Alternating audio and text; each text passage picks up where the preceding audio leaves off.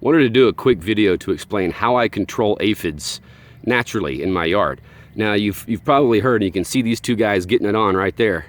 You've probably heard that ladybugs are the best things to control aphids, and that's pretty true. You can see I got, let's see if we can get it on camera. You got one down in here, see her down in there, and I got one here,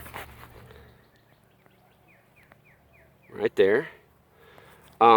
But the main thing that I use to control aphids is this plant. Not this specific species, but several species that are like it. This is probably about 3 foot tall, and the exact species of plant this is, I've identified it before, but right now the name eludes me. But there's several species of broadleaf so-called weeds in the cross timbers. Many of them, if not most of them, are in the Brassica family, okay? There's actually some edible lettuce native to this area, and they are delicious, and I highly advise you grow them. And what I've noticed is that the aphids are extremely attracted to it, okay? So they will attack this before they will attack my crops.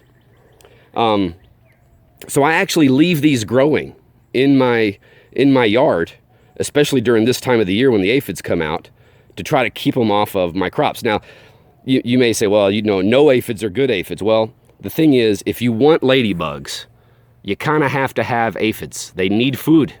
So this is a strategy I think that you should employ. Now, what I don't advise is to grow one of these broadleaf weeds, which are aphid magnets, right next to the crops that you want to keep them off of. So yeah, do grow them with some space away from your actual crops. But other than that, if you see these type of broadleaf weeds, leave them.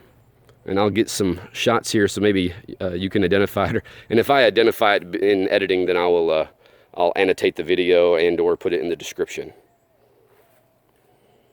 Just filming this for completeness, I mentioned that there are several different species of broadleaf weeds, and here's one of them. And it's way different looking than the other one. You can see the inflorescence is not the same. The leaves are softer. You can actually touch them without feeling like you're being stabbed. And the aphids, though, don't go for this particular species as much. I just wanted to show that there's many different broadleaf species. Back here we have the broadleaf dock that I've mentioned in other videos. The aphids go after them a little bit. So, you know, let the weeds grow, let the broadleaf weeds grow, especially in the cross timbers.